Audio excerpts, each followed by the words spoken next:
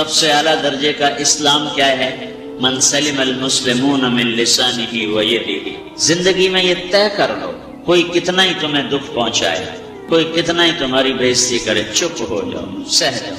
مرنے والے کی کیا عزت، کیا ذلت، میں نے تو مر کے دیکھا ہے اور مجھے یہ حدیث سمجھ میں آئی ہے بڑی اچھی طرح، موتوا قبل ان تموتوا، کہ مرنے سے پہلے مر جاؤ۔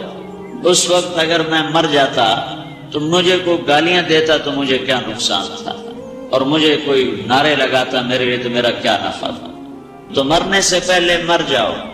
کوئی تمہیں برا بھلا کہے تو تمہارا کیا نقصان ہے، تمہیں کوئی واہ واہ نعرے لگائے تمہیں کیا نفع ہے۔ اگر اللہ راضی ہے تو مردہ باد اور زندہ باد سے بے نیاز ہو۔ ابو ذر رضی اللہ تعالیٰ عنہ کو ایک آدمی نے گالیاں دی تو انہوں نے فرمایا بیٹا ایک گھاٹی آگے آ رہی ہے، اس میں گر گیا تو جو کچھ کہہ رہے ہو اس سے بھی زیادہ کا حقدار ہوں، اور اگر پار ہو گیا تو تیری گالیوں سے مجھے کوئی فرق نہیں پڑتا۔ من سلم المسلمون من لسانہ و یدہ موتوا قبل ان تموتوا۔ چونکہ آج کل اخلاق ہیں انتقامی، معاف کرنے والے اخلاق ہیں نہیں، انتقامی اخلاق ہیں۔ ہمارا معاشرہ انتقامی ہے، اچھا کرو گے تو ہم اچھا کریں گے، برا کرو گے تو ہم برا کریں گے، جیسا کہو گے ویسا ہم سے سنو گے۔ یہ ہمارا ماحول ہے، یہ ہمارا۔ ایک ماں کہہ رہی تھی دوسری ماں کو، میرے پترا کدی کسی نے وقت سلام نہیں کیتا، بڑے فخر سے کہہ رہی، ہمارے اپنے گاؤں کی بات ہے، میرے پترا کدی نہیں کسی نے وقت سلام کیتا، مائی جڑا کرے انہوں کریں دیں، جڑا نہ کرے انہوں پوچھ دے ہی کوئی نہیں۔ یہ وہ فخر سے کہہ رہی، جو سب سے بڑا عیب ہے وہ سب سے بڑا فخر بنا ہوا۔ میرے پترا کدی نہیں کسی نے وقت سلام کیتا۔ جب ماں باپ نے یہ سبق دیا تو اولاد کا کیا قصور ہے؟ تو ہمارا معاشرہ انتقامی ہے، ایک کی 10 سنانے کا ماحول ہے، تو آپ 100 کی ایک بھی نہ سناؤ۔ احنف بن قیس رضی اللہ تعالیٰ عنہ پہ ایک آدمی نے چڑھائی کر کہنے لگا ایک سناؤ گے نا تو 10 سنو گے میری طرف سے۔ احنف بن قیس کہنے لگے بھائی تو مجھے 100 بھی سنائے گا نا تو میری طرف سے ایک بھی تو نہیں سنے گا۔ ایک آدمی ان کی بڑی بےزتی کر رہا تھا اور وہ چل رہے تھے اور وہ 100 گالیاں بک رہا ہے۔ جب آ گیا نا قریب شہر تو کہنے لگے دیکھ اب میرا قبیلہ یہاں رہتا ہے، اگر کسی نے سن لیا نا تو تیری بڑی دھلائی کر دے گا، تو تو نے جو مجھے گالیاں دینی میں کھڑا ہوں یہی تو دے لے، تو اپنا سارا زور پورا کر لے تاکہ آگے تجھے کوئی تکلیف نہ پہنچا دے میری وجہ سے۔ تو وہ پاؤں پہ گر کے معافی مانگنے لگا کہ واقعی تو بڑے حلم والا۔ وہ مشہور تھے اپنے حلم میں، بردباری، اور لوگ ان کا امتحان لینے آیا کرتے تھے کہ بھئی کوئی ہے جو احنف کو غصہ دلا تو لوگ ناکام ہو جاتے تھے، ان کو غصہ نہیں آتا۔ ایسے ایک عرب سردار گزرا معن بن زائدہ، وہ بھی اپنے حلم میں بڑے مشہور تھے۔ ایک دفعہ لوگوں میں شرط لگ گئی کوئی ہے معن بن زائدہ کو غصہ دلائے تو ہم اس کو انعام دیں گے۔ تو ایک شاعر نے کہا میں غصہ دلاتا ہوں، تم دیکھنا ایسے سیخ پا ہو جائے گا جیسے جانور۔ تو وہ چلا گیا اس کی مجلس، دربار لگا، عرب سردار تھا بہت بڑا، دربار لگا ہوا تو کہتا السلام علیکم۔ وعلیکم السلام۔ تو معن بن زائدہ پر ایک دور بڑے فخر کا گزرا تھا، پھر اللہ نے اس کو بہت بڑی سرداری دی، بنو عباس کا بہت بڑا یہ وزیر گورنر تھا۔ تو کہتے اتذکر اذ لحافک جلد شاۃ واذ نعلاک من جلد البعیر۔ کیوں بھائی تو یہ یاد ہے جب تیرا بستر بکری کی کھال تھا اور تیرے جوتے اونٹ کی کھال کے تھے؟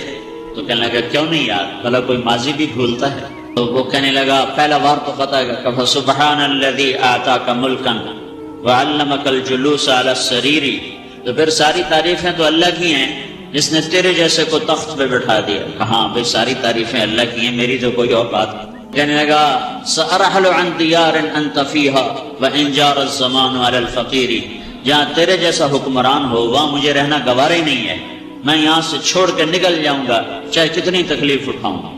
بڑے دربار میں یہ ایک گورنر اور وزیر سے بات ہو رہی ہے تو وہ کہتا ہے اچھا بھائی اگر تو ہمارے پاس رہے گا تو ہم تیرا اکرام کریں گے، اور اگر تو جانا چاہتا ہے تو پھر رافقت کا سلام۔ یہ بار بھی خالی گیا تو کہنے لگا فجد لی ابن ناقصۃ بمال۔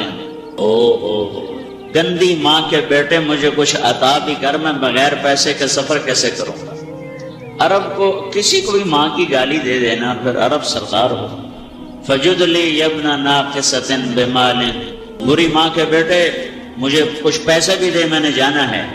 میں کہا بھائی اس کو 3000 دے دیا جائے۔ کہنے لگا قلیل ما آتیتنی و انی لأطمع منک فی الکثیر، یہ تو بہت تھوڑا تو نے دیا ہے، مجھے اور دے۔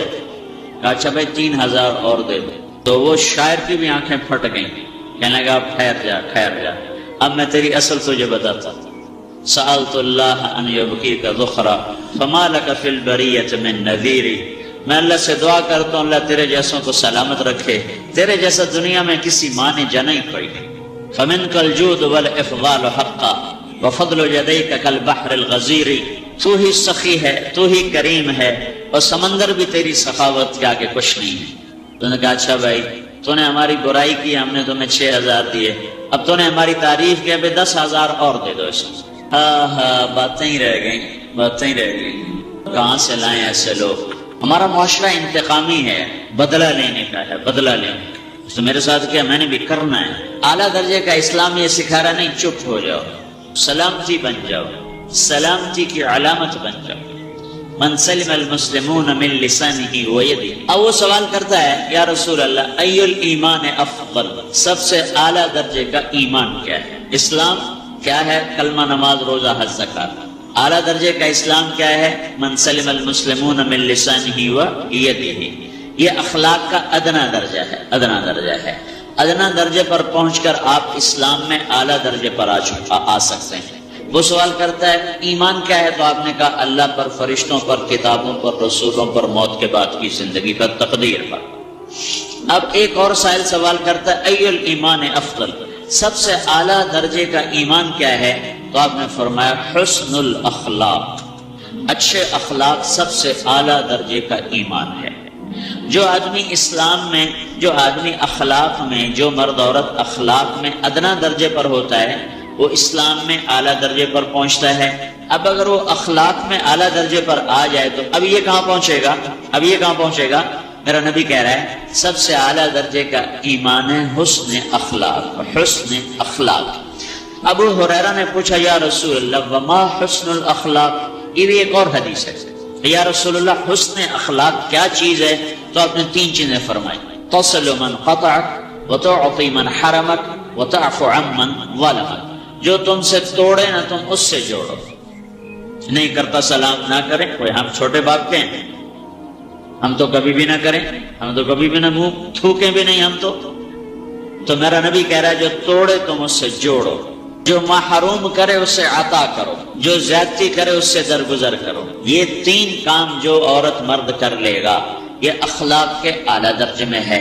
جب یہ اخلاق کے اعلیٰ درجے پر پہنچتا ہے تو پھر میرا نبی کیا بشارت دیتا ہے؟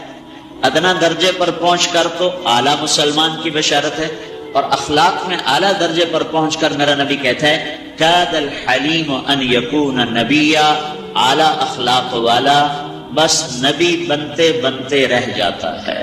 اعلیٰ اخلاق والا ایسے ہے جیسے کہ نبی، قریب ہے کہ وہ نبی بن جائے، یہ تو ہے نا ترجمہ، لیکن ہم ہمارے اردو میں کہتے ہیں وہ نبی بنتے بنتے بنتے رہ گیا۔ کیا مطلب؟